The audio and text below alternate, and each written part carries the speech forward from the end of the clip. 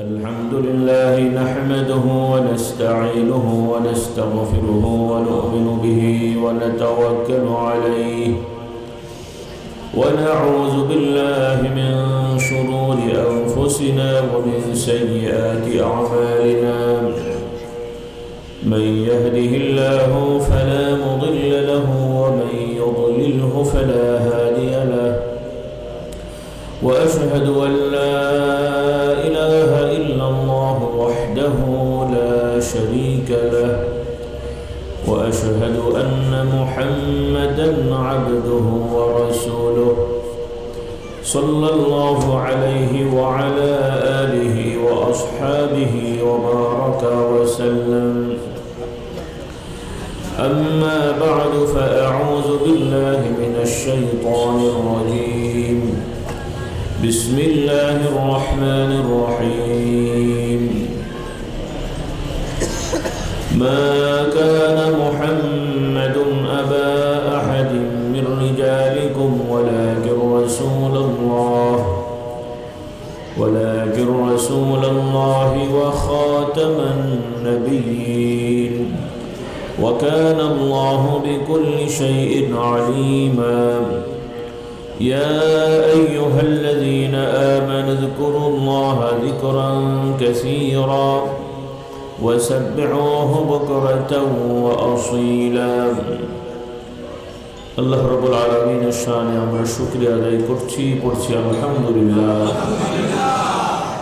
আল্লাহ তাআলার শুকরিয়া আমরা আল্লাহর জিকিরে বসতে পেরেছি স্বাভাবিক নিয়মে এটা বৈশাখ মাস বৃষ্টি বাদল হওয়াটাই স্বাভাবিক তারপর আল্লাহ তাআলা দয়া করেছেন আমরা সুন্দর পরিবেশে বসতে পেরেছি আলহামদুলিল্লাহ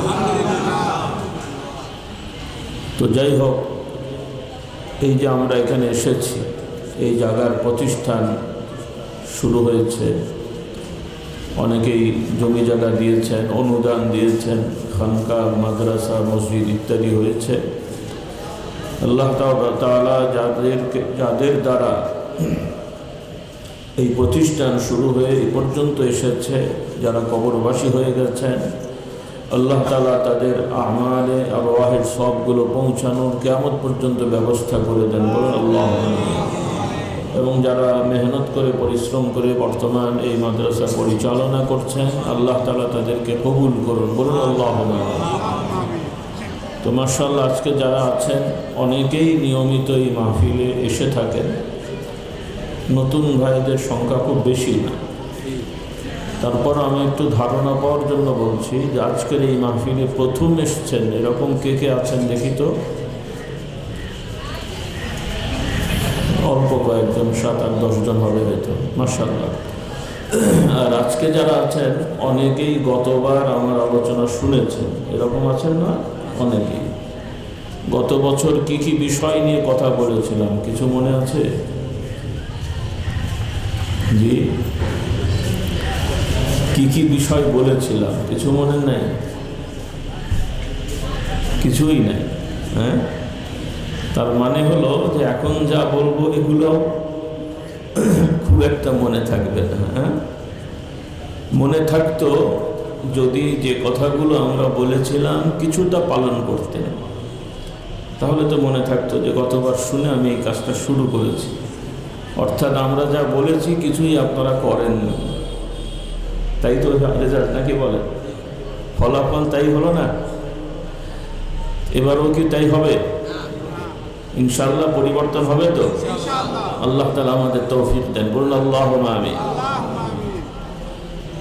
আল্লাহ তাআলা দয়া করেছেন আমাদের একটা পরিচয় দান করেছেন সবাই মানুষ পৃথিবীর সব মানুষরাই আমরা একই বংশের যদিও পৃথিবীর অনেক মানুষেরা বিভিন্ন বিশ্বাস করে সনাতন ধর্ম বলে একটা ধর্ম আছে ভারতীয় উপমহাদেশের তাদের মধ্যে অনেক রকমের বিশ্বাস আছে যে মানুষ কোথা থেকে হলো এরপরে কোথায় যাবে বিভিন্ন রকমের বিশ্বাস ইহুদি নাসারাদের মধ্যেও বিভিন্ন রকমের আছে মূল যারা কিতাব তাওরাত ইনজিল কিছু পড়েছে বা জানে তাদের বিশ্বাস আমাদের কাছাকাছি। এরপরে এই কয়েকশো বছরের বিজ্ঞানের যে একটা আবির্ভাব হয়েছে সমাজে, যারা বিজ্ঞান নিয়ে বেশি পড়াশোনা গবেষণা বা বস্তু নিয়ে গবেষণা পড়াশোনা করে, অন্যদিকে আল্লাহ তাআলার প্রেরিত কিতাবসমূহ সেভাবে শেখার চেষ্টা করেনি বা শেখেনি। এদের ধারণা মানুষ বিবর্তন হয়ে মানুষ হয়ে গেছে। অন্য কিছু ছিল, সেখান থেকে পরিবর্তন হয়ে মানুষ হয়ে গেছে। নাউযুবিল্লাহ। মানে আপনাদের দেশে মাঝে মাঝে দু একটা তাল গাছে ডাব হয় তো নাকি? একটা হয় না? দু একটা আম হঠাৎ করে যে দেখেন বাতাবি লেবু হয়ে গেছে, হয়নি? তাহলে এরা চিন্তা করে যে বানর, হনুমান বা অন্য কিছু থেকে বা ব্যাকটেরিয়া এগুলো থেকে পরিবর্তন হয়ে মানুষ হয়ে গেছে। আপনারা নাউজুবিল্লাহ বললেও আপনাদের নাতিপোতার ছেলে যারা কলেজ ইউনিভার্সিটিতে পড়ে, এদের মধ্যেও এই বিশ্বাস অনেকের আছে। কেউ মুখ ফুটে বলে, কেউ বলে না, মনে মনে চিন্তা করে। আমরা হুজুররা যাই ওয়াজ নসিহত করি, তারা শোনে, মনে করে হুজুররা বলে, আদৌ কি এগুলো হয়েছে কখনো? নাউজুবিল্লাহ। এই হলো তাদের অবস্থা। আল্লাহ তাআলা মাফ করুন। এই অবস্থায় যদি এই মানুষগুলো মারা যায়, তথা তারা ঈমান হারা হয়ে কবরবাসী হলো এবং তাদের ঠিকানা হবে চিরস্থায়ী জাহান্নাম। বলুন নাউজুবিল্লাহ। এই যে আমরা বর্তমানে আছি পৃথিবীতে, এটাও যেমন আল্লাহর সৃষ্টি, মহাশূন্য, চাঁদ, সূর্য, গ্রহ, উপগ্রহ, এগুলোও যেমন আল্লাহ তাআলার সৃষ্টি। আল্লাহ তাআলা আমাদের জানিয়েছেন, আল্লাহ তাআলা এই মানুষের গন্তব্য চূড়ান্ত যেটা হবে সেটার জন্য দুটো জায়গা ঠিক করেছেন। কয়টা? একটা হলো জান্নাত আর একটা হলো জাহান্নাম। সবার জানা বিষয়। এই জান্নাত জাহান্নামের বিশ্বাসটাও দৃঢ় হতে হবে। আপনাদের আছে আলহামদুলিল্লাহ, কিন্তু মাঝে মাঝে নড়বড় হয়ে যায়। মাঝে মাঝে কি হয়? নড়বড়ে হয়ে যায়।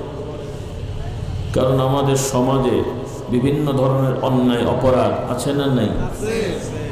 শুধু বেনামাজিরাই অন্যায় করে না, নামাজিদের মধ্যেও? শুধু সাধারণগুলো করে না, দু চারটে হাজিও আছে।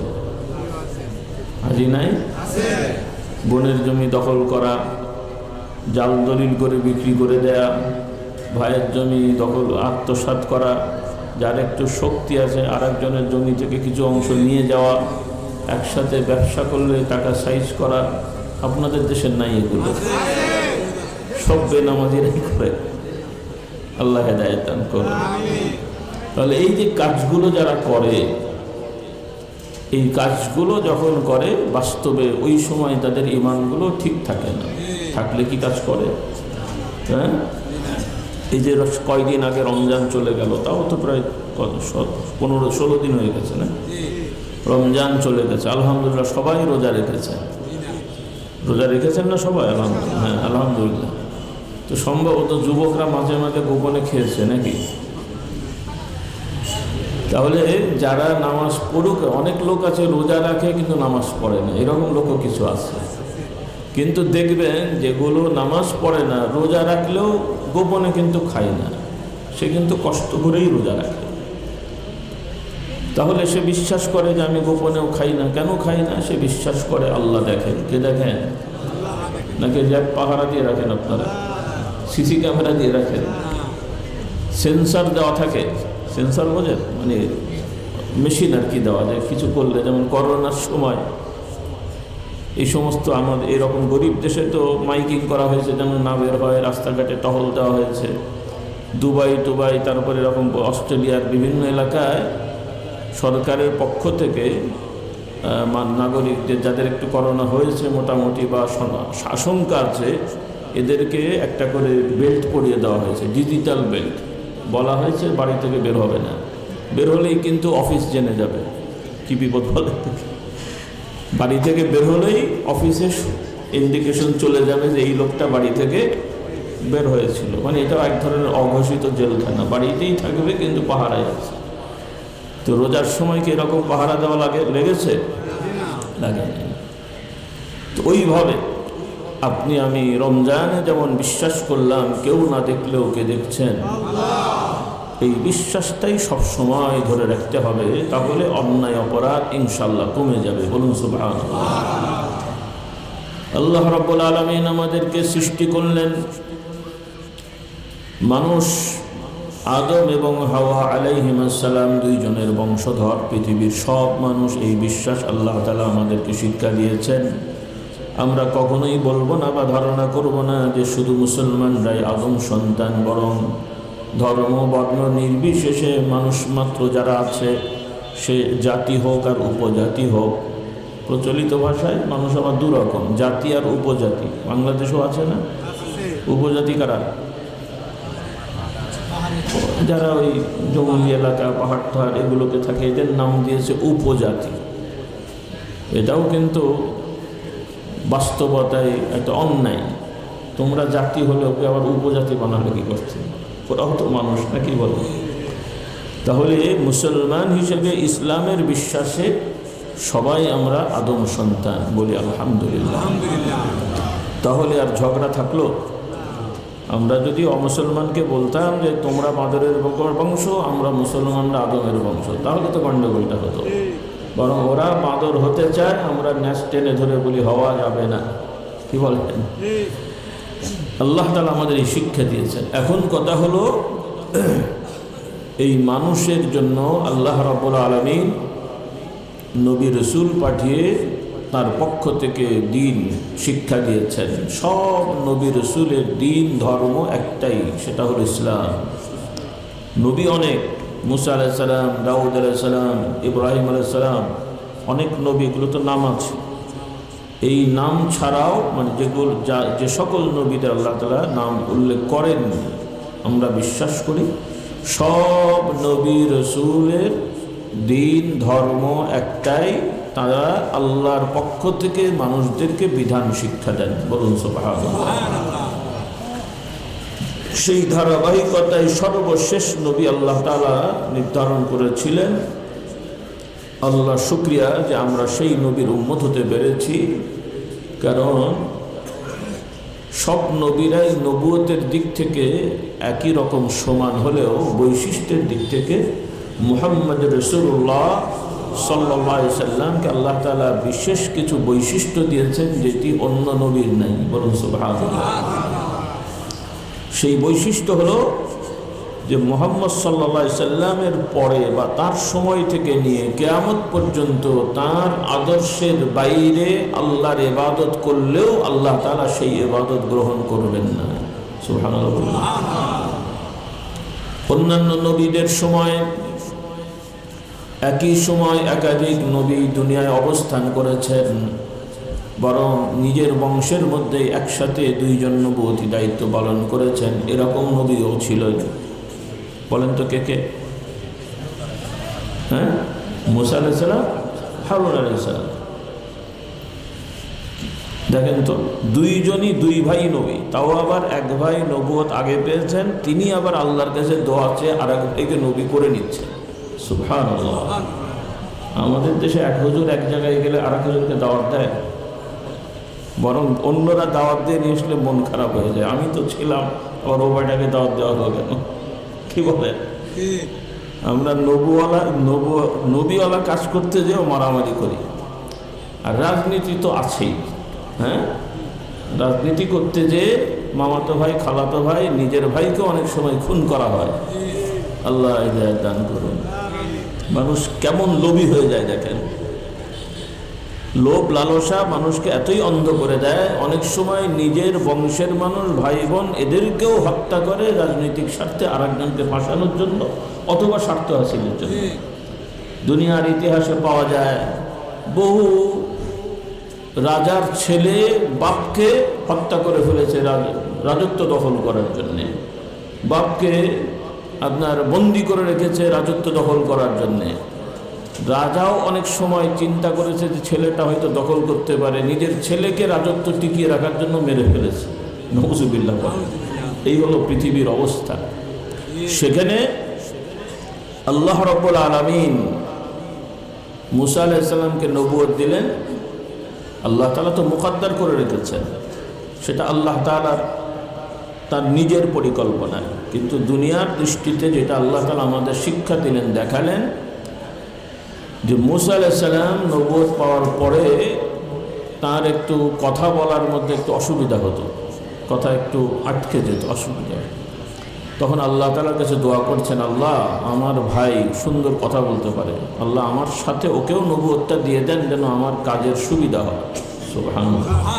হ্যাঁ, তো এখান থেকে আমাদের শিখতে হবে, এই যে কোরআনে এই ঘটনাগুলো আল্লাহ বললেন গল্প উপন্যাস পড়ে পড়ে সময় ব্যয় করার জন্য নাকি?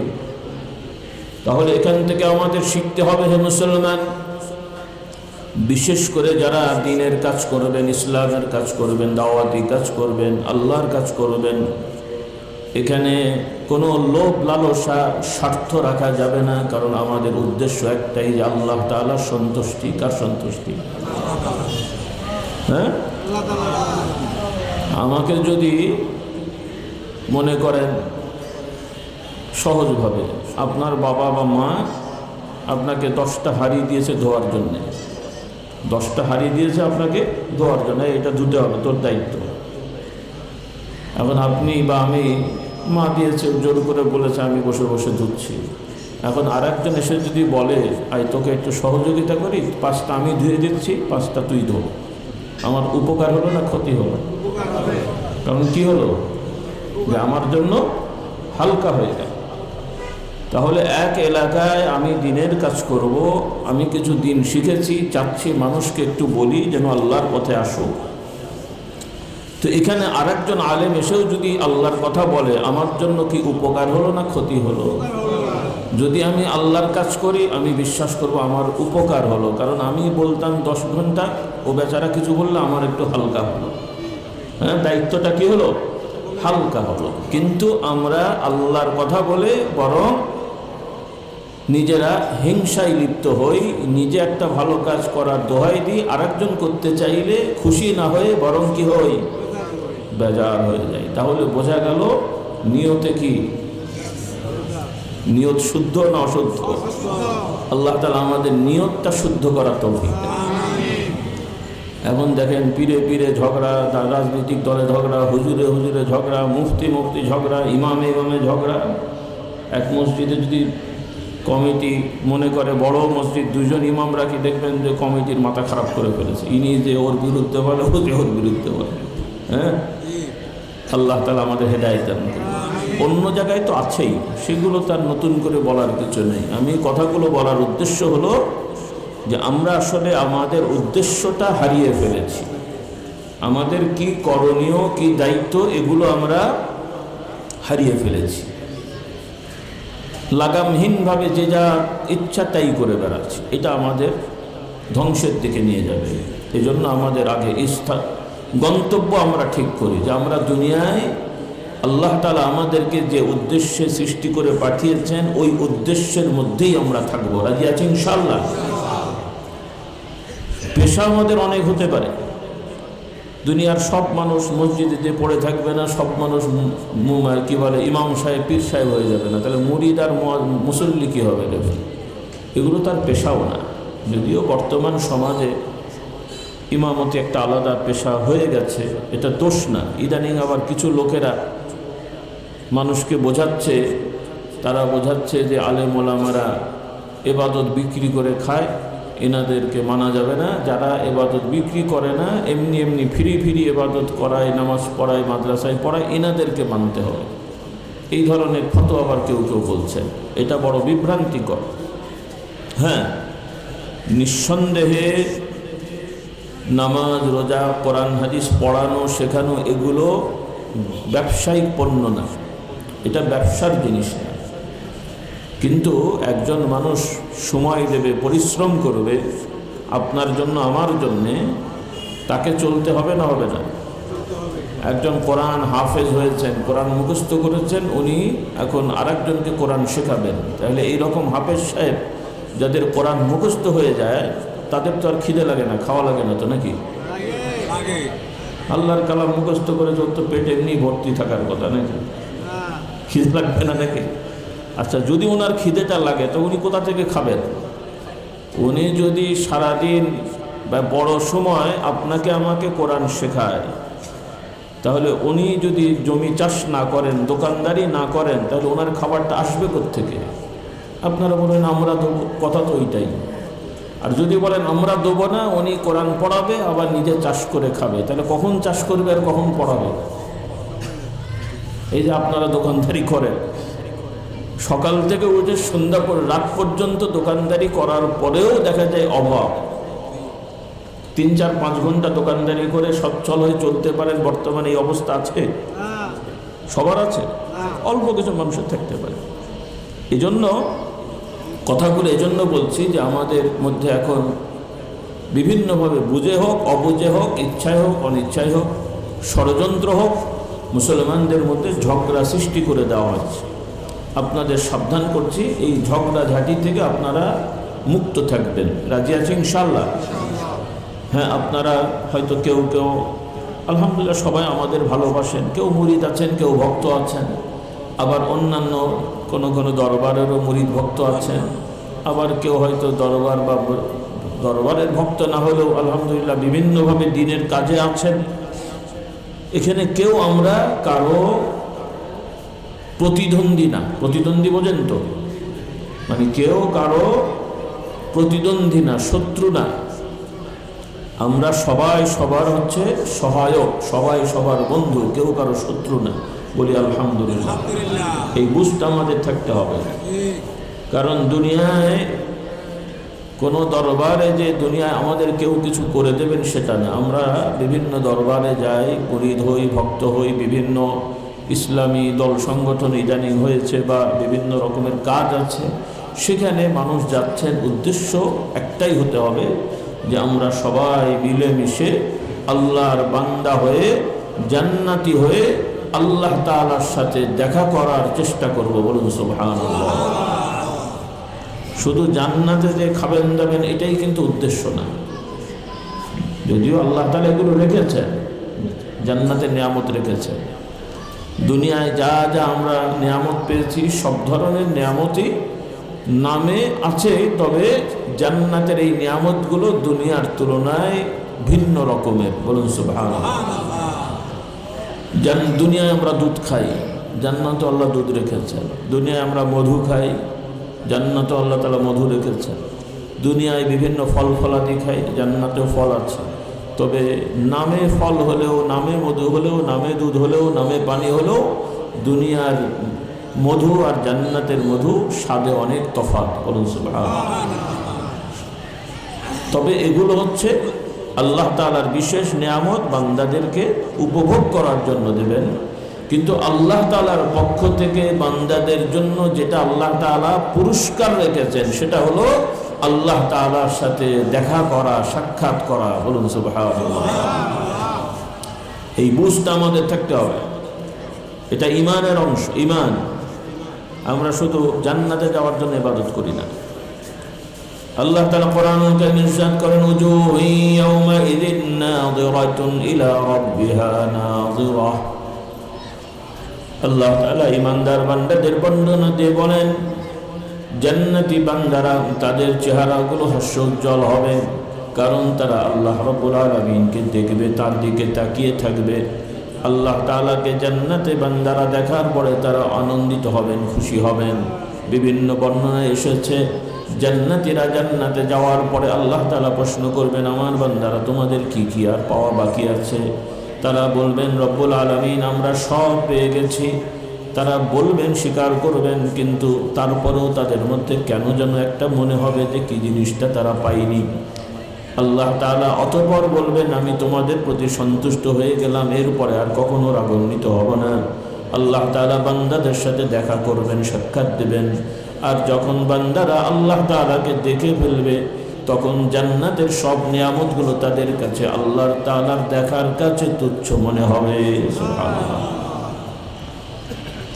সবকিছুই মজা, আনন্দিত হবেন, কিন্তু আল্লাহকে দেখার পরে এগুলো তাদের কাছে অত আর আনন্দের বিষয় থাকবে না, যে আল্লাহ তাআলাকে যতই দেখবে ততই তাদের ভালো লাগবে। আমার ভাই বোনেরা, পুরুষ নারী সবারই এই উদ্দেশ্য থাকতে হবে। রাজি আছি ইনশাআল্লাহ? এখন ওই জান্নাতে যাওয়ার জন্য দুনিয়ার প্রস্তুতি লাগবে। জান্নাতে যাওয়ার জন্য দুনিয়ার প্রস্তুতি, সেই প্রস্তুতি কি? না খেয়ে থাকবেন? জঙ্গলে যে পড়ে থাকবেন? মসজিদে পড়ে থাকবেন? দুনিয়া আপনার আমার সব প্রয়োজন সুন্দরভাবে পালন করবেন, সব প্রয়োজন। ক্ষুধা আছে, ভালো খাবার খাবেন। ঘুম আছে, সুন্দরভাবে ঘুমাবেন। আল্লাহ পুরুষ নারী করে বানিয়েছেন, বিয়ে শাদী করে ঘর সংসার করবেন। যাকে যে যোগ্যতা আল্লাহ তাআলা দিয়েছেন সেই যোগ্যতা অনুযায়ী মানুষ চাইলেই দায়িত্ব পালন করবেন। মন্ত্রী হবেন, মিনিস্টার হবেন, এমপি হবেন, চেয়ারম্যান হবেন, মেম্বার হবেন, সুযোগ থাকলে রাজাও হন। কে মানা করছে আপনাকে? কিন্তু খুন করে নাকি? দখল করে, মেরে ধরে, চাঁদাবাজি করে? মানুষ চাইলে, মানুষ চাইলে, আপনি চাইবেন না। এই যে এখন যে বড় ফিতনা চলছে, বাংলাদেশের 18 কোটি প্রায় বলা হয়, 18 কোটি তো নাকি? যাই হোক, কথার কথা, আমি তার গুনতে যাইনি, হিসাব বলেছে। 18 কোটি মানুষ, 9 কোটি নাকি ভোটার, মানে অ্যাডাল্ট। তো অ্যাডাল্ট মানে 9 কোটি, মানে এখন দেখা যাচ্ছে অ্যাডাল্ট তো দূরের কথা, কোলের বাচ্চাও চায় আমি মন্ত্রী হব। কি বলবেন? ভাবসাব এরকম না? হ্যাঁ, যে হাঁটতে পারে না বাচ্চা, হামাগুড়ি দেয়, সেও বলে আমি মন্ত্রী হব। কি অবস্থা দেয়? এই লোভ লালসা ত্যাগ করতে হবে। সমাজে এগুলো লাগবে। আপনারা যদি মনে করেন যে আল্লাহর বান্দা হতে হলে, ইমানদার হতে হলে এগুলো বাদ দিতে হবে, তাহলে কি সমাজ চলবে নাকি? সমাজে এগুলো লাগবে, কিন্তু আপনি আমি জোর করে হওয়ার চিন্তা করব না। তাহলে কেমন করে হবে? এই সমাজে কিছু ভালো মানুষ থাকবে, বিভিন্ন রকমের মানুষ আছে। সব বুঝদার, সব মানুষকে বুঝ একরকম। যে লোকটা মাঠে কাজ করে তার বুঝ, আর যে লোকটা পড়াশোনা করে স্কুল কলেজের শিক্ষক, দুইজনের বুঝ একরকম। তাহলে স্কুল কলেজের শিক্ষক যেই লোকটাকে যেভাবে বুঝবে, আর ওই যে বেচারা মাঠের কাজ করে ওই লোকটা সেইভাবে বুঝবে। কিন্তু আপনাদের গণতন্ত্রের থিওরি হলো ওই পটলওয়ালা আর এই বিজ্ঞানওয়ালা দুইজন সমান। এবার বোঝেন কেমন অবস্থা? এই বুঝ আপনাদের মাথায় দিয়ে দিয়েছে। এগুলো শয়তানি কাজ। তাহলে সমাজের বুঝদার গণ্যমান্য মানুষেরা দায়িত্ব, ভালো লোককে দাওয়াত দিয়ে বুঝিয়ে শুনিয়ে যে ভাই আপনার যোগ্যতা আছে, ভালো মানুষ, সৎ, আসেন আপনি এই দায়িত্বটা নিয়ে সমাজটাকে পরিচালনা করেন। সুবহানাল্লাহ। এটা হলো ইসলামের রাষ্ট্রবিজ্ঞান। এগুলো আপনাদের শিখতে হবে। কারণ আপনারা মনে করছেন মসজিদ এক জিনিস আর এই সমাজের রাজনীতি আর এক জিনিস। মসজিদের দিনে তসবিহ নিয়ে বসে থাকবো, আর রাজনীতি করতে গেলে লাঠি সোটা নিয়ে একজন আর একজনকে ধাওয়া করবো, তাই তো? এখানে না, কিন্তু ওখানে হ্যাঁ। কি বলেন? এখানে না বললেও রাজনীতির ক্ষেত্রে আমরা তো দেখি, সংবাদ টংবাদ তো দেখি, দাড়িওয়ালা, টুপিওয়ালা, যোগওয়ালা, বুড়ো, সেও দেখি মিছিলে যে আর একজনের কল্লা সাইজ করছে। অমুকের কল্লা খুলে নেবো আমরা। নিজে চলতে পারে না, হাঁটতে পারে না, বুড়ো মানুষকেও বলে আর একজনের কল্লা করে ফেলবে। কি বলে? আল্লাহ এদের হেদায়েত দান করো। কাজেই এই রাজনীতির নামে যে হানাহানি, মারামারি, খুনাখুনি, এগুলো আলহামদুলিল্লাহ এখানে যারা বসে আছেন খুব একটা করেন না, কিন্তু কিছু না কিছু সহযোগিতায় কেউ না কেউ আছেন। কেউ এই দল, কেউ সেই দল, আছে না? নেই আপনাদের? কারণ আপনারা বোঝেন না, অনেকেই বোঝেন না। মনে করেন একটা দল করতে হয়, বাপদাদা করেছে, চাচা করেছে, বংশের লোক করেছে, আমরা একটু হই হই করি। এই অন্ধভক্ত হওয়া যাবে না।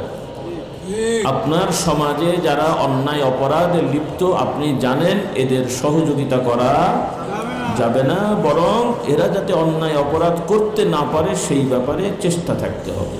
কি রাজি আছি ইনশাআল্লাহ? আল্লাহ তাআলা আমাদের হেফাজত করুন। আর যে যে পেশাজীবী আছি, সকল পেশায় আমাদের সৎ হতে হবে। কি হতে হবে? তবে হ্যাঁ, কিছু কিছু পেশা আছে যেগুলো ইসলামের আইনে সঠিক না। আপনি দোকানদারি করবেন ভালো, শিক্ষক, ডাক্তার, ইঞ্জিনিয়ার, উকিল, ব্যারিস্টার, মানে বিভিন্ন পেশা তো আর শেষ নাই। কিন্তু সমাজে ইদানিং কিছু কিছু পেশা রাষ্ট্রীয়ভাবে বৈধতা দেওয়া হয়েছে, কিন্তু ইসলামের আইনে এগুলো হারাম। এই পেশা নেওয়া যাবে না, এই পেশার ইনকাম বৈধ হবে না। যেমন গায়িকা হওয়া, নায়িকা হওয়া, গায়িকা, নায়িকা, অভিনেতা, অভিনেত্রী, সুদি কারবার করা, সুদভিত্তিক ব্যবসা করা, সুদভিত্তিক ব্যাংক পরিচালনা করে ব্যবসা করা। কারণ এখন অনেক বড় বড় মানুষেরা ব্যাংক প্রতিষ্ঠা করে যেখানে সুদভিত্তিক লেনদেন হয়, ওইটাও তারা মনে করে এটা ব্যবসা। কিন্তু এই ব্যবসা কি ইসলামে হালাল না হারাম? ইসলামে হালাল না হারাম? তাহলে কিভাবে করবে? ইসলামের ব্যাংকিং একটা আছে, সেখানে ব্যবসা হবে, টাকার বিনিময়ে টাকা নয়, স্বর্ণ গহনার বিনিময়ে গহনা নয়। অত কথা এখানে বলার এখন সময় নেই। তবে আপনারা হয়তো মনে করবেন হুজুররা বলে তবে এগুলো মানা যায় না, এরকম অনেকের ধারণা আছে। বাংলাদেশে অনেক সমস্যা আছে, তবে চাইলে ইনশাল্লাহ আপনি ভালো থাকতে পারবেন, বলি আলহামদুলিল্লাহ। সব ব্যাংকই প্রায় সুদি কারবার করে, তবে কিছু কিছু ব্যাংকের কিছু নিয়ম তারা ইসলামী নিয়মে পরিচালনা করে, চেষ্টা করে, তাদেরও ভুল হয়। যদি একান্ত আপনাকে ব্যাংকে থেকে টাকা নিয়ে বা সুযোগ সুবিধা নিয়ে ব্যবসা করতেই হয়, তাহলে ইসলামী নিয়মে করবেন। কি নিয়মে? ইসলামের নিয়ম আছে, একটা পদ্ধতি আছে, সেই পদ্ধতিতে করবেন যদি করতেই হয়। আর সব থেকে ভালো এই ব্যাংকের ঝামেলায় না যাওয়া। সব থেকে ভালো কি? ব্যাংকের ঝামেলায় না যাওয়া। সেক্ষেত্রেও আবার আইন কানুন আছে, আপনাদেরকে বুঝতে হবে। অনেকে কষ্ট করে উপার্জন করেন, ফাইল টাইল ট্যাক্স ম্যাক্স ঠিক মতো না দেওয়ার কারণে ঝামেলায় পড়ে যায়। সেগুলো উকিল সাহেবরা বলবে, আমি আর বলছি না, কারণ আপনাকে তো সমাজে চলতে হবে। অনেক ভাইয়েরা খামখেয়ালি করেছেন, বোঝেননি, এই এক এক সময় পালা পাল্টায় আর বেচারারা বিপদে পড়ে। তো যাই হোক, তো আমাদের কথা হলো আমরা হালাল উপার্জন করব। কি করব বলেন? আবার অনেক লোক আছে হালাল উপার্জনের নামে ব্যবসা করে, যেমন কাপড়ের ব্যবসা, পাঞ্জাবি বিক্রি করা। হালাল না হারাম? পাঞ্জাবি বিক্রি করা রে বাবা, পাঞ্জাবি বিক্রি করা হালাল না হারাম? তবে বাংলাদেশে সেলাই করে ইন্ডিয়ান বলে চালানো মনে হয় হালাল। হ্যাঁ, দেখতে তো মনে হচ্ছে যে উনি পাঞ্জাবির ব্যবসা করেন। এই রমজানে খবর দেখি তো মাঝে মাঝে, খবর বাংলাদেশ ঢাকা শহরে অভিযান চলছে, এর রিপোর্ট আসছে, ধরা হলো এক বেচারাকে, দেখতে ফেরেশতার মতন দাড়িওয়ালা, পাঞ্জাবি বিক্রি করছে। তাকে ধরা হলো, ভাই আপনার এই পাঞ্জাবি তো লেখা আছে ইন্ডিয়া থেকে এসছে, ইন্ডিয়ার তৈরি, আসলে কোথাকার তৈরি বলেন তো? ও বেচারা সত্যি কথাই বলেছে, স্যার এখানেই সেলাই করেছি আমরা। তাহলে এখানে সেলাই করলেন, তাহলে ইন্ডিয়া লাগালেন কেন? বলছে যে ইন্ডিয়ার না লাগালে বিক্রি হয় না। কি বিপদ! তাহলে এই বেচারা, তাহলে যেই লোকরা নিচ্ছে সে কি মনে করে নিচ্ছে? অন্য দেশে। তার মানে আপনি তাকে ধোঁকা দিলেন। কি দিলেন? জিনিসটা তো সোজা, যে ভাই এই পাঞ্জাবির দাম 500 টাকা, এটা বাংলাদেশে সেলাই করা হয়েছে। অথবা কিছু বলার দরকার নেই যে ভাই এই যে কাপড় ভালো, কাপড় সেলাই সুন্দর, আপনার পছন্দ হলে নেন, দাম 500 টাকা, পছন্দ হলে নেবেন, হলে নেবে না। কিন্তু আপনি মিথ্যে কথা বলার কারণে আপনার এই উপার্জনটা হারাম হয়ে গেছে। বলুন না আউযুবিল্লাহ। কি হয়ে গেছে? এইগুলো আপনারা হয়তো মনে করবেন হুজুররা তো আর ব্যবসা বাণিজ্য করে না, হুজুররা এগুলো বোঝেন, ওনারা তো হাদিয়া নিয়েই চলে। আমাদের তো ব্যবসা করতে হয়, একটু 9-6 না করলে কি হয়? হ্যাঁ, অধিকাংশ লোক এরকম মনে করে। আল্লাহ আমাদের হেদায়েত দান করুন। খবরদার না। আপনারা এসছেন মনে করেন হুজুর সুবহানাল্লাহ আলহামদুলিল্লাহ শেখাবে, তসবিহ তাহলিল পড়বো, আমরা জান্নাতে চলে যাবো, এগুলোও ভালো কাজ। কিন্তু সুবহানাল্লাহ যেই মুখ দিয়ে পড়বেন, ওই খাবারটা আপনার হালাল না হলে এই সুবহানাল্লাহ কাজে আসবে না।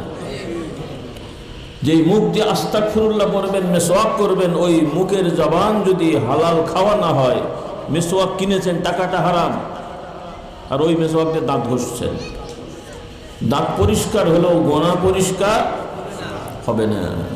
রাসূলুল্লাহ সাল্লাল্লাহু আলাইহি ওয়াসাল্লাম ব্যবসা শিখিয়েছেন সততার সহিত। যারা ব্যবসা সবাই অনেকেই ব্যবসা করেন, ধোঁকাবাজি করব না। কি করব না? ধোঁকাবাজি করব না, সততার সহিত ব্যবসা করবেন। শুধু একতরফা হবে না। আমরা যারা কিনবো, আমরাও যারা ব্যবসা করছে তাদেরকে সুযোগ দেবো, তারা যেন লাভ করতে না পারে সেই চিন্তা যেন আমি না করি। কারণ তা না হলেও বেটা ব্যবসা করবে কেমন করে? সবাই যদি কেনা দামে আপনাকে মাল দেয়, আর কৃষকরা যা খরচ হয়েছে ওই দামেই যদি আপনাকে বিক্রি করে, তাহলে ও বেচারা কি কাজ করতে পারবে নাকি? বরং আপনাদেরকেও হিসাব করতে হবে যে যারা একটু গরিব অসহায়, তাদের একটু লাভ বেশি করলেও আপনি সুযোগ দেবেন। বলি ইনশাআল্লাহ। কথা পছন্দ হয়নি নাকি? আল্লাহ তাআলা আমাদের তৌফিক দান করুন। রাসূলুল্লাহ সাল্লাল্লাহু আলাইহি ওয়াসাল্লাম বলেন, ক্রেতা বিক্রেতা উভয়ে যদি সত্য কথা বলে ব্যবসা করে, আল্লাহ তাআলা তাদের মধ্যে বরকত দান করেন। আল্লাহ নবী বলেন বরকত দান করেন। রাসূলুল্লাহ সাল্লাল্লাহু আলাইহি ওয়াসাল্লামের সাহাবীরা ব্যবসা করেছেন সততার সহিত। মক্কা শরীফ থেকে মদিনায় অনেকে এসেছেন শুধুমাত্র একটা জামা কাপড় পরা, সাথে কোনো টাকা পয়সা নেই, কিচ্ছু নেই, হিজরত করে এসেছেন। প্রতিষ্ঠিত মানুষ, কিন্তু মক্কার জালেমেরা কাফেররা তাদেরকে শান্তিতে থাকতে দিচ্ছিল না।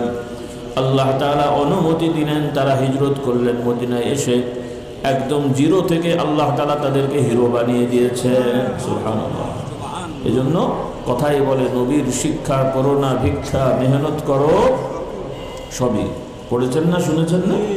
এজন্য পরিশ্রম করবেন, বিশেষ করে আমার যুবকেরা এবং আপনাদের ছেলেদেরকে পরিশ্রমী বানাবেন, দক্ষ বানাবেন। বসে খাওয়ানো শেখাবেন না, কাজ শেখাবেন। রাসূলুল্লাহ সাল্লাল্লাহু আলাইহি ওয়াসাল্লাম সহ সব নবী রাসূলগণ কর্মঠ ছিলেন। কোন নবী রাসূল নাউজুবিল্লাহ মানে তার অনুসারীদের হাদিয়ার উপরে নির্ভর করেননি। হাদিয়া এটা কোনো ব্যবসা না, পীর মুরিদি ব্যবসা না। যদিও ইদানিং কিছু ভণ্ড বের হয়েছে, এখন এগুলোকে ব্যবসা বানিয়েছে। কিছু বক্তা সাহেবেরা এখন ওয়াজ নসিহতকে ব্যবসা বানিয়েছে। নাউজুবিল্লাহ, আল্লাহ এদেরকে হেদায়েত দান করুন। হ্যাঁ, মানুষ মেহনত করবে, পরিশ্রম করবে, আপনারা সহযোগিতা করবেন, রাস্তা খরচ দেবেন, সম্মানই দেবেন, না জায়েজ না।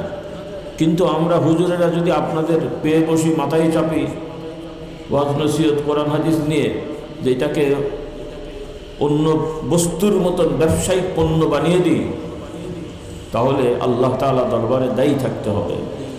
আমাদেরকে স্বার্থ তো থাকবেই, কিন্তু দুনিয়ার স্বার্থ না, স্বার্থ হবে আখিরাতের। স্বার্থ হবে কোথাকার? স্বার্থ নাই বললে ভুল হবে, স্বার্থ অবশ্যই আছে, কিন্তু স্বার্থটা দুনিয়ার না। সব নবী রাসূলগণ নিঃস্বার্থভাবে দাওয়াতি কাজ করেছেন, বলুন সুবহানাল্লাহ। এবং পৃথিবীর যত আল্লাহওয়ালা দিনদার এই ভারতীয় উপমহাদেশ জয় করেছেন, যে সকল আল্লাহওয়ালারা, বাংলাদেশে বেশ কয়েকজনের অবস্থান আছে, কবর মাজার আছে। সিলেটের শাহজালাল রহমতুল্লাহ আলাই, শাহ পরান রহমতুল্লাহ আলাই, এই ধরনের এই যে বড় বড় আল্লাহওয়ালারা, তারা এই ভারতীয় উপমহাদেশে এসে, তখন তো ভারতবর্ষ, নিঃস্বার্থ দাওয়াতি কাজ করেছেন। এবং এক পর্যায়ে সেই সময় আঞ্চলিক যারা জালেম শাসক ছিল, তাদের সাথে তারা যুদ্ধ পর্যন্ত করেছেন এবং আল্লাহ তাআলা বিজয়ের ব্যবস্থা করে দিয়েছেন, বলুন সুবহানাল্লাহ। শাহজালাল রহমতুল্লাহ আলাই, তিনি শুধু একজন দাওয়াতি কাজ শুধু মৌখিক বলেননি, আঞ্চলিকভাবে সিলেট এলাকাটা ওনার সময়ে, ওনার জীবদ্দশায় একটা স্বতন্ত্র রাষ্ট্র ছিল, বলুন সুবহানাল্লাহ। ওই সময়, এখন তো যেমন বড় বড় দেশ হয়, আগেকার আজকে যে 500-700 বছর আগে এরকম ছিল না। এক একটা অঞ্চল নিয়ে জমিদার শাসন করেছে, ছোটোখাটো রাজা শাসন করতো, এভাবে ছোট ছোট স্বাধীন রাজা অথবা অন্য রাজের মানে অধীনস্থ রাজা, এরকম বিভিন্ন ধরনের রাজতন্ত্র ছিল এই সমস্ত এলাকায়। কবিলাতন্ত্র বা কী বলে এটাকে, জমিদারতন্ত্র ছিল আর কি। তো যাই হোক, এরপরে এই যে আমরা দায়িত্ব পেয়ে যে দায়িত্ব পালন করছি, এগুলো তো আমরা নিজেরা স্বঘোষিতভাবে পীর হইনি। আমাদের পূর্ববর্তী, আমাদের পূর্বপুরুষেরা আমাদেরকে দায়িত্ব দিয়েছেন, আল্লাহ তাআলা আমাদেরকে কাজ করার সুযোগ দিয়েছেন, বলি আলহামদুলিল্লাহ। এই যে একটা ধারা, এখানেও ইউনিভার্সিটি কলেজের মতন পড়ে ডিগ্রি নেওয়ার মতন পীর হওয়া যায় না। যে পীর সাহেবের মুরিদ হয়ে কিছুদিন সাথে থাকবো, তারপরে আমি খেলাফত পেয়ে পীর হয়ে যাব, এই ধান্দাবাজি করলে মূলত এটা ভণ্ডামি হয়। কি হয়? প্রকৃত যত আল্লাহওয়ালা পীররা ছিলেন, কেউই তার পীরের কাছে পীর হওয়ার জন্য যাননি, আল্লাহর বান্দা হওয়ার জন্য গেছেন। আল্লাহ তাআলা তাদেরকে যোগ্যতা দিয়েছেন, পীর বানিয়ে দিয়েছেন, বলুন সুবহানাল্লাহ। এই বুঝটা আমাদের থাকতে হবে। কারণ এখনকার আমাদের সমাজের কিছু যুবকদের মাথায় ঢুকেছে, হুজুরদের পেছনে কিছুদিন ঘুরি, তারপরে আমরা একটা কিছু হয়ে যাবো আর কি। হ্যাঁ, খবরদার না, এগুলো করা যাবে না। এগুলো করলে দুনিয়াও বরবাদ, আখিরাতও বরবাদ। আমরা আল্লাহওয়ালা দিনদারদের পেছনে ঘুরবো আল্লাহর বান্দা হওয়ার জন্যে। কি হওয়ার জন্যে বলেন? কি হওয়ার জন্যে? এবং আমাদের এখন আর একটা সমস্যা হয়েছে মাদ্রাসাগুলো নিয়ে। এই মাদ্রাসায় এখন ছেলে মেয়েরা ওই টার্গেট নিয়ে বলে একটা কিছু হবে আর কি, স্কুল কলেজের মতন টার্গেট। এই পাশ করে ওই হবে, মুফতি হবে, মুহাদ্দিস হবে, অনেক টাকা বেতন পাবে, সমাজের নাম দাম হবে। এই ভূত এখন আমাদের হুজুরদের মাথায় ঢুকে পড়েছে। এই ভূত ছাড়াতে হবে। এই ভূত ঢোকার কারণেই সমাজে এত বিশৃঙ্খলা। আল্লাহ তাআলা আমাদের হেদায়েত দান করুন। মানে আপনাদের বলছে এজন্যে যে আপনাদের সন্তানদেরকে আপনারা মাদ্রাসায় পড়াবেন, বাচ্চাদের বোঝাবেন, বাবা তোদের মাদ্রাসায় দিয়েছি আল্লাহর বান্দা হওয়ার জন্যে, বড় হয়ে তোর যোগ্যতা অনুযায়ী যদি আল্লাহ কবুল করেন মাদ্রাসার খেদমত করে দিনের কাজ করবি, আর যদি সেই সুযোগ না হয় ব্যবসা বাণিজ্য চাকরি করবি, কিন্তু হালাল উপার্জন করবি, আল্লাহর বান্দা হবি। বলুন সুবহানাল্লাহ। দিনকে পুঁজি করে ব্যবসা করব না, দিন নিয়ে ভণ্ডামি করব না, এই বুঝটা আপনাদের সন্তানদেরকে দিতে হবে। এবং যারা মাদ্রাসার ওস্তাদরা আছেন ভাইয়েরা, আপনারা একটু বোঝেন কথাগুলো, কারণ এখন আল্লাহওয়ালার মানুষের সংখ্যা কমে গেছে। মুফতি মুহাদ্দিস অনেক, ডিগ্রিওয়ালা মানুষ অনেক, কিন্তু আল্লাহর গোলামের অসংখ্যা কম। আল্লাহ আমাদের হেদায়েত দান করুন। আমি বলছি না যে আমরা অনেক বড় কিছু হয়ে গেছি, আল্লাহ তাআলা আমাদেরকে হেদায়েত দেন, দিনের উপরে কায়েম থাকার তৌফিক দেন। তাহলে আমার অনুরোধ, সামাজিকভাবে যে যেই দল করেন, যে যেই হুজুর পীরের মুরিদ হন বা সংগঠন হন, আসুন আমরা সবাই আল্লাহর গোলাম হই। কার গোলাম? আল্লাহর গোলাম, নবীর উম্মত হই। রাজি আছি ইনশাআল্লাহ? আল্লাহ তাআলা তৌফিক দান করুন। আমাদের টার্গেট থাকবে আল্লাহর আইনে। আল্লাহর আইন কঠিন না রে ভাই, আমরা ভুল মনে করি। আপনাদেরও দোষ দেওয়া যায় না, আমাদের মতোই কিছু হুজুররা অনেক সময় আপনাদের শেখায় বাবা আল্লাহর ওলি হওয়া খুব কঠিন কাজ। তো এখন ওনারাই কঠিন বললে আপনারা সহজ করবেন কেমন করে? আপনারা বুঝে বসে আছেন আল্লাহর ওলি হওয়ার জন্য রাতে ঘুমানো যাবে না, শুধু নামাজই পড়তে হবে, সারা বছর রোজা রাখতে হবে। কিছু মানুষের এরকম ধারণা হয়ে যায়। এগুলো বাড়াবাড়ি বিষয়। আল্লাহর নবী থেকে বেশি ইবাদত কে করতে পারবেন? মুহাম্মদ রাসূলুল্লাহ সাল্লাল্লাহু আলাইহি সাল্লামের থেকে বেশি ইবাদত কেউ করতে পারবেন বা করেছেন? করার দরকারও আছে। হ্যাঁ, আল্লাহ রাসূল সাল্লাল্লাহু আলাইহি সাল্লামের কয়েকজন সাহাবী, নবীকে তো দেখেন, মসজিদে আসেন, জামাতে নামাজ পড়ান, চলে যান। রাসূলুল্লাহ সাল্লাল্লাহু আলাইহি সাল্লাম কয়েকদিন রোজা রাখছেন, আবার রাখছেন না, তারা দেখছেন। আপনাদের কষ্ট হচ্ছে? আর সামান্য বলে শেষ করে দেবো ইনশাআল্লাহ। তো ওই তিনজন সাহাবী নিজেরা মানে চিন্তা করলেন যে রাসূলুল্লাহ তো নবী, ওনার আল্লাহ তাআলা তো ওনার কোনো অপরাধ রাখেননি, গুনাহ রাখেননি, উনি তো গুনাহ করেন না, কাজে উনি যা করেন সেটাই তো যথেষ্ট। তো আমরা তো অন্যায় অপরাধ গুনাহ করি, আমাদের তো একটু বেশি বেশি করে করা উচিত। কি বলেন? যুক্তিটা সুন্দর। এখন ওনারা নিয়ত করেছেন তিনজন যে আমি নিয়ত করছি, চেষ্টা করব আজকে থেকে আর রাতে ঘুমাবো না, দিনে অল্প একটু ঘুমাবো, আর সারা রাত ব্যাপী নামাজ পড়ব। কথাটা সুন্দর শোনাচ্ছে না? কি শুনতে ভালো লাগছে না? কিন্তু প্র্যাকটিক্যালি কাজটা কি সহজ না কঠিন? কঠিন। আর একজন বলছে যে আমি সারা বছর রোজা রাখবো, মানে নির্দিষ্ট ঈদ টিদ বাদ দিয়ে বাকি সারা বছরে কি রোজা রাখবো। কাজটা সহজ না কঠিন? কঠিন। আর একজন বলছে যে আমি বিয়ে করিনি আর করবো না, কারণ বিয়ে করলে সংসার করতে হবে, ছেলে মেয়ের ভরণ পোষণের জন্য কাজ করতে হবে, তো কাজ করতে গেলে আমার ইবাদত ত্রুটি হবে। আমি একা একাই থাকি, যে টুকটাক যা পারি করি, আমি একা একাই ইবাদত করব, যাতে ইবাদতের সময়টা বেশি পাই। শুনতে ভালো লাগলো না? রাসূলুল্লাহ সাল্লাল্লাহু আলাইহি ওয়াসাল্লামের কাছে তথ্যটা গেছে যে এরকম তিনজন এরা যুক্তি করেছে এই ভালো কাজ করবে। আমাদের সমাজে হলে মনে করতাম যে এই তো কুতুবে আজম দুনিয়ায় চলে এসছে, কাজে এদেরকে আলাদা করে রাখ। কিন্তু রাসূলুল্লাহ সাল্লাল্লাহু আলাইহি ওয়াসাল্লাম তিনজনকে ডাকলেন, ডেকে বললেন আমার কাছে সংবাদ আসলো যে তোমরা নাকি এইরকম চিন্তা করেছো। তারা বললেন ইয়া রাসূলুল্লাহ, আমরা হ্যাঁ এরকমই চিন্তা করেছি, কারণ আমরা চিন্তা করলাম যে আমরা কত গুনাহ অন্যায় করি, যদি একটু বেশি ইবাদত না করি কেমন করে হয়, আগামো কেমন করে। রাসূলুল্লাহ সাল্লাল্লাহু আলাইহি ওয়াসাল্লাম বললেন যে তোমরা, তোমাদের জন্য আমার আদর্শই যথেষ্ট। আমি নবী হয়েও খাওয়া দাওয়া করি, আবার রোজা রাখি, তথা সারা বছর না কিছুদিন রোজা রাখি, কিছুদিন রোজা ছাড়ি। আমি নবী হয়েও বিয়ে শাদী করেছি, ঘর সংসার করি, আমার পরিবারের দেখাশোনা আমাকে করতে হয়।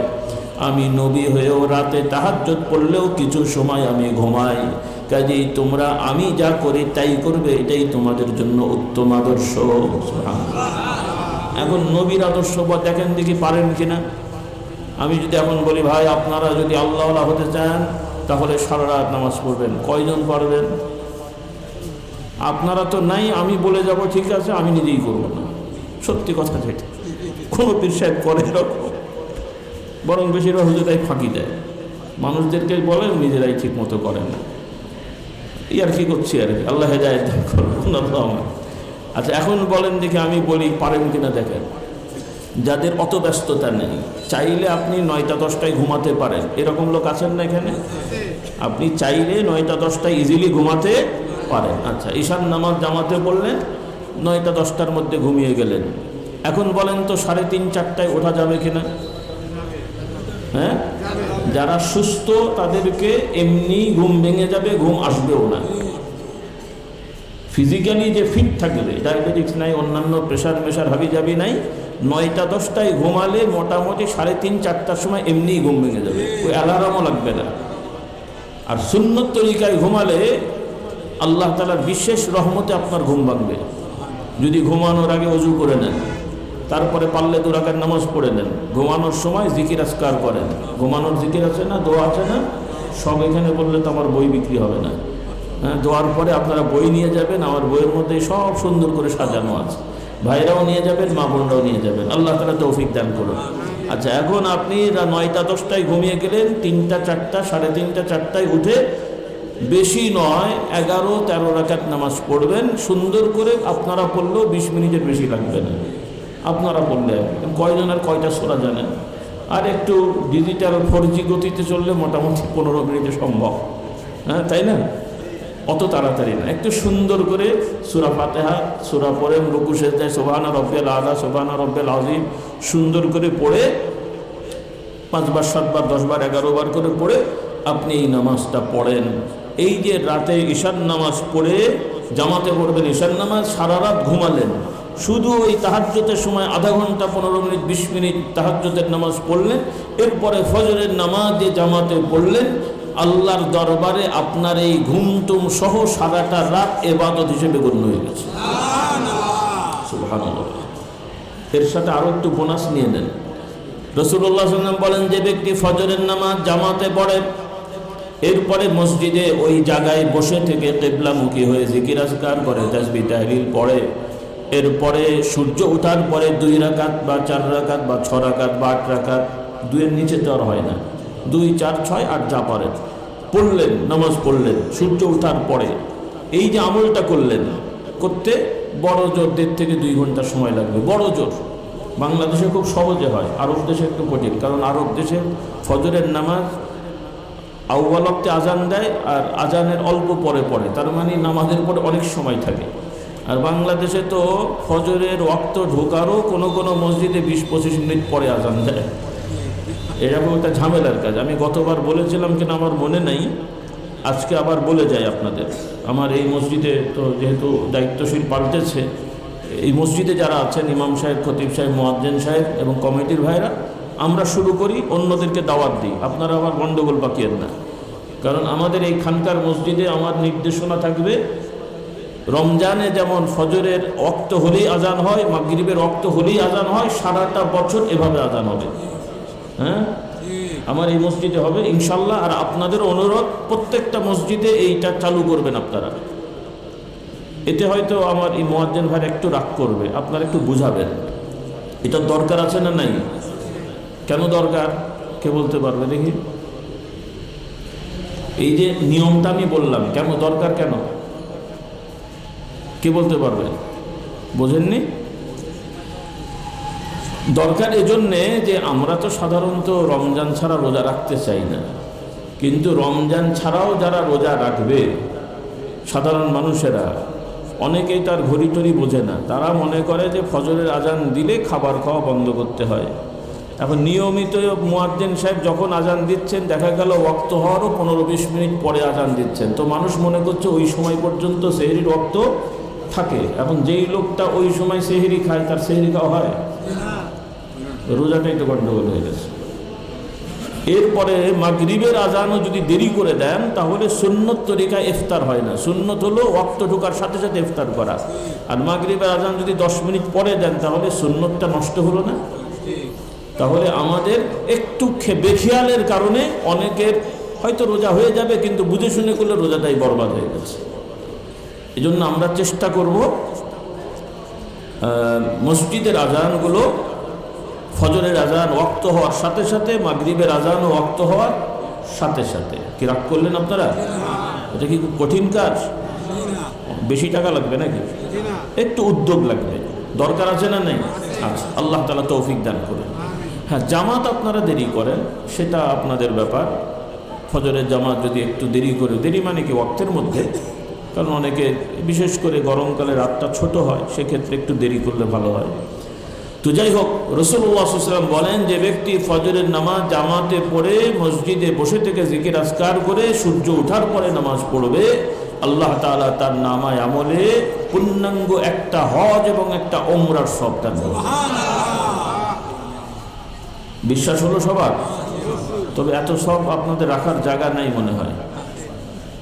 এত সব কোথায় রাখবো? থেকে দরকার কি আমরা চেষ্টা করি ইনশাল্লাহ আস্তে আস্তে শুরু করে, প্রতি 7 দিন না পারলে অন্তত সপ্তাহে 2-3 দিন একটু করেন ইনশাল্লাহ। বলেন শুধু পুরুষরা নাকি নারীরাও? নারীরা তো জামাতে আসার দরকার হচ্ছে না, আপনারা বাড়িতেই পড়বেন। নারীদের জামাতে নামাজ নাই এটা ঠিক, কিন্তু যথা ওয়াক্তে যদি নামাজ পড়েন, নারীদের হয়তো মসজিদে এসে ইতিকাফ করার সুযোগ নেই এটা ঠিক, বা সুযোগ কম, করা যায় না তা না, কিন্তু মশলা আছে অন্য, এখন সময় কম, আমি সেগুলো বলছি না। যেহেতু আমাদের বাংলাদেশের বয়স তো আর খুব বেশি নেই, বাংলাদেশের বয়স তো খুব বেশি না, অনেক বেশি, এখনও তো দেশটা সাবালকই হয় নাই, কি বলে, এখনও তো হামাগুড়িতে হাঁটছে, বাংলাদেশটা এখনও সাবালক হয় নাই, হামাগুড়িতে হাঁটছে, এখনও ফিডার খাওয়াতে হচ্ছে, খাবার খাওয়া শেখে নাই। কি বানিয়ে বললাম? কথা বোঝেননি? এখনও এই দেশটা কিভাবে চালাবেন নেতারা সোজাই করতে পারে না, ইনি বলে এইদিকে উনি বলে ওইদিকে, তার মানে তো হাঁটাই শেখে নাই। হ্যাঁ, আপনারা খুব বুক ফুলে বলে আমরা স্বাধীন হয়েছি, কিছুই হন নাই, শুধু ভাগ হয়েছেন। কি হয়েছে? ভারত থেকে ভাগ হয়ে পাকিস্তান থেকে ভাগ হয়ে বাংলাদেশ, তারপরে একবার ইদল আসে একবার উদল আসে, একে তারা ওকে আনেন, ঘোরার দিন কিছুই নেই। কাজেই স্বাধীনতা পেতে হবে, রাজি আছেন? কথা বলে না। এখন থেকে স্বাধীনতার আন্দোলন করেন। তো স্বাধীনতার আন্দোলন মারামারি কাটাকাটি খুনাখুনি না, স্বাধীনতার আন্দোলন হলো আল্লাহর গোলাম হতে হবে। আল্লাহর গোলাম হতে পারলে আপনারা স্বাধীন হতে পারবেন, আর আল্লাহর গোলাম না হতে পারলে শয়তানের গোলাম হয়ে পরাধীন হয়ে থাকতে হবে। আল্লাহ তাআলা আমাদেরকে আল্লাহর গোলাম হওয়ার তৌফিক দান করেন। সব দলকে বলছে, এই স্বাধীনতা বলে মানুষদেরকে ধোঁকা দিয়েন না। এই সব দলের নেতারা আপনাদের ধোঁকা দেয়, ধোঁকাবাজেরা। ওই যেমন বাংলাদেশে সেলাই করে ইন্ডিয়ান বানায়, এরাও ওই রকম আপনাদের ঘাড়ে চেপে খাওয়ার জন্য স্বাধীনতার দোহাই দেয়। আমরা নতুন করে স্বাধীন হলাম, ঘোড়ার ডিম হয়েছে আপনাদের। তো আল্লাহ হেদায়েত করুন, বলুন আল্লাহুম্মা আমিন।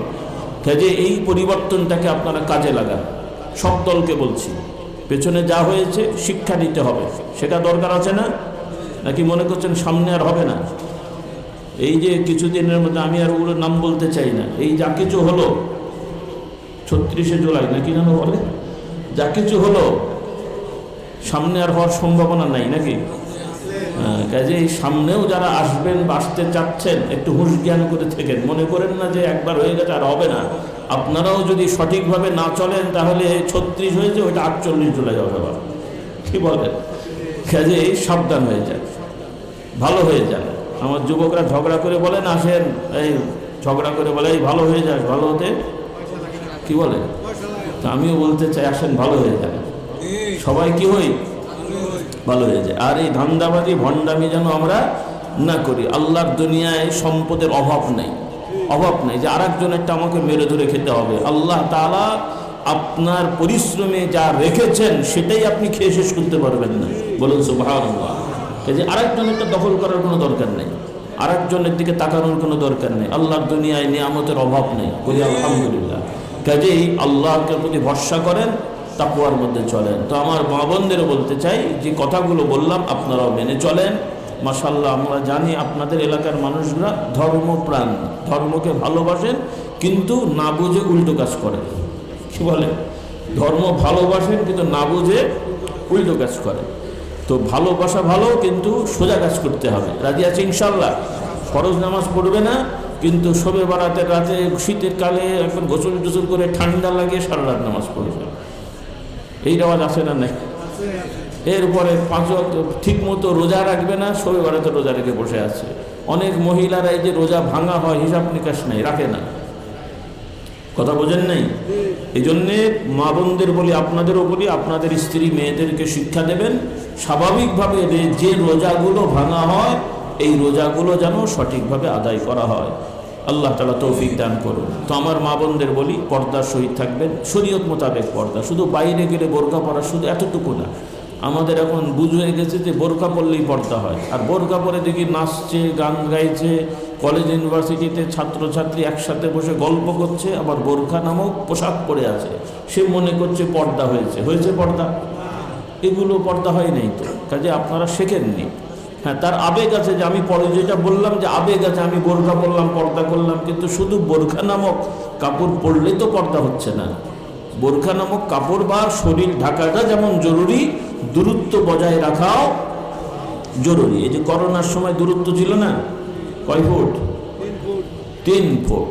তাহলে করোনা যেমন রোগ, ভাইরাস, যে কোনো মুহূর্তে আক্রমণ করার ভয়ে 3 ফুট দূরে দূরে ছিলেন, মুসাফাও করতে চাননি, কাছের মানুষেরও হাত বাড়ালে হাত কুটিয়ে নিয়েছে। হ্যাঁ, তো ওইভাবে নারী পুরুষ অবাধে বিচরণ করাটা ভাইরাস। এখানে 3 ফুট দূরত্বে কাজ হবে না, 3, 4, 12 ফুট দূরে থাকতে হবে। কত ফুট দূরে থাকতে হবে। রাস্তার ও মাথায় গেলে আপনি এই মাথায় যাবেন, তাকিয়েও ফিরে তাকাবেন না, ওর মধ্যে ভাইরাস চলে আসবে। ফিরেও তাকানো, কথা বলে না, ফিরেও তাকানো। মহিলা যাচ্ছে, বুঝতে পেরেছেন, তাকাবেন না। আপনি আপনার মতন চলেন, সে তার মতন চলবে। ইসলামের হুকুম কি পালন করবে ইনশাআল্লাহ। আল্লাহ আমাদেরকে তৌফিক দান করুন। যাক, অনেক কথা বলে ফেলেছি, আর কথা বলে আপনাদের কষ্ট দেবো না। ইনশাআল্লাহ আগামীবার মাহফিল হলে আপনারা আসবেন তো? আজকে অনুরোধ, যে কথাগুলো বললাম আগামীবার পরীক্ষা নেওয়া হবে। যদি পারেন আমি ওয়াজ করব, আর না পারলে আমার কাজ, আমি দোয়া করে হাদিয়া নিয়ে চলে যাব সোজা বাংলা। কি কষ্ট করে বলবো, আপনারা শুনবেন না, তো আমি কষ্ট করবো কেন? আমার কাজ হাদিয়া নেওয়া, নিয়ে চলে যাব, তাই তো? আল্লাহ হেদায়েত দান করুন। চেষ্টা করি আমরা মানার। রাজি আছি। আর ইনশাল্লাহ এখানে যে মাসিক তালিমি মাহফিল হয়, আপনারা আসবেন, এবং নিয়মিত যারা জমা পড়েন এখানে আগে আগে আসবেন। জুমার দিনে আগে আগে আসলে কি সওয়াব আছে, কার মনে আছে দেখি তো? মাশাআল্লাহ, একটা উট দান করা। মাঝে মাঝে আপনারা অনেক দরবারের ভক্ত আছেন বা আবেগ আছে, মাহফিলে খানা হলে আমি হুজুর একটা গরু দেবো বলেন না, গরু দেওয়ার একটা আলাদা বৈশিষ্ট্য আপনারা মনে করেন, সব ভালো কাজ। তো ওইভাবে মোটা তাজা গরু দান করলে, কোরবানি করলে যেমন সওয়াব, আরব দেশে গরুর তুলনায় উটের প্রচলন বেশি। রাসূলুল্লাহ সাল্লাল্লাহু আলাইহি ওয়াসাল্লাম উদাহরণ দিয়েছেন উট, তার মানে আরব দেশের উটের বর্তমান বাজার দর ছোটোখাটো একটা হলেও মোটামুটি চলার মতন, সেটাও বাংলাদেশি টাকার 3-4 লাখ টাকা। তো 3-4 লক্ষ টাকা দান করলে যেমন সওয়াব, জুমার দিনে 2 ঘন্টা নামাজের আগে 1.5-2 ঘন্টা আগে যে মসজিদে বসলে আল্লাহ তাআলা এই সওয়াব আপনার আমল নামায় দান করবেন। এই সওয়াবের দরকার আছে না নাই? আমরা এই কাজগুলো একটু করি, এগুলো আমাদের ইমানকে মজবুত করবে। এই যেমন গাছপালাগুলো, যখন বৃষ্টি ছিল না কেমন ঝরঝর হয়ে গেছে, এই বৃষ্টি আসার পরে দেখবেন সুন্দর হয়ে গেছে। হ্যাঁ, তো ওই রকম ইমান তো আমাদের আছে আলহামদুলিল্লাহ। যখন ইবাদত বন্দেগী বেশি হবে, আমাদের ইমানটা ওই রকম সুন্দর হবে, সতেজ হবে। বলুন সুবহানাল্লাহ। আল্লাহ তাআলা আমাদের আমলগুলো করার তৌফিক দেন। আমাদের চেষ্টা থাকবে ভাই বোনেরা, মিথ্যা কথা বলবো না, মিথ্যা সাক্ষী দেবো না, কাউকে মিথ্যা মামলা দিয়ে হয়রানি করব না। যদি করে থাকি, আমার কথা যাদের কানে যাচ্ছে, কেউ করে থাকি, আজকালকে মানে পর থেকেই, অর্থাৎ এই অফিস ডে শুরু হলেই যত তাড়াতাড়ি সম্ভব আমরা যদি কারো বিরুদ্ধে মিথ্যা মামলা দিয়ে থাকি, সেই মামলা আমরা উঠিয়ে নেব। আল্লাহ এদেরকে তৌফিক দেন। মিথ্যা সাক্ষী দিয়ে থাকলে সেটা আমরা উইথড্র করব, থানায় যে অফিসে যে বলবো যে আমি ভুল করেছি, আসলে ওই লোকে অন্যায় করে নাই, আল্লাহর কাছে পার পেয়ে যাব। আর যদি মিথ্যে সাক্ষী দিই, মিথ্যে মামলাও করি, আর মসজিদে যে ইমামের পেছনে বসে সুবহানাল্লাহ আলহামদুলিল্লাহ পড়ি, পড়তে থাকেন, আপনার আমল নামায় এই সব থাকবে না। কিয়ামতের ময়দানে ওই মাজলুমদের আমল নামায় সব চলে যাবে। এই জন্য আমরা কেউ জালেম না হই। রাজি আছি ইনশাআল্লাহ? রাজনৈতিক হোক অরাজনৈতিক হোক, কোনো ক্ষেত্রে কারোর প্রতি যেন আমরা অবিচার না করি, তাহলে আমরা ভালো মুসলমান হতে পারবো। আর না হলে গোলে মালে চলবো ঠিকই, মানুষের কাছে মুসলমান সেজে থাকবো, কিন্তু কবরে যে বিপদে পড়তে হবে, হাসরে যে বিপদে পড়তে হবে, মিজানে যে বিপদে পড়তে হবে। আল্লাহ আমাদের হেদায়েত দিন। আর অনুরোধ, দোয়ার পরে আপনারা চেষ্টা করেন, অনেকের কাছেই 2-1টা বই হয়তো আছে, আজকে থেকে চেষ্টা করেন, যারা আছেন সবাই একটা হলেও নিয়ে যান। 10 টাকা খরচ করতে পারবেন না এরকম লোক আমার মনে হয় এখানে নেই। এই বাচ্চার পেছনে পকেটেও মনে হয় 50-60 টাকা আছে। অন্তত আজকে একটা করে বই নেওয়ার চেষ্টা করেন 10 টাকা দিয়ে মিনিমাম, আর বেশি পারলে তো আরও ভালো। বই বেচার এটা ব্যবসা না। আমি এই কথা বললাম মনে থাকবে না, একটা বই নিয়ে গেলেও সারা বছর কিছু আমল আপনি শিখে গেলেন। বাড়িতে নিয়ে গেলে আপনার স্ত্রী মেয়েদেরকে, ভাই বোনদের ছেলে মেয়েদেরকে শেখাতে পারলেন।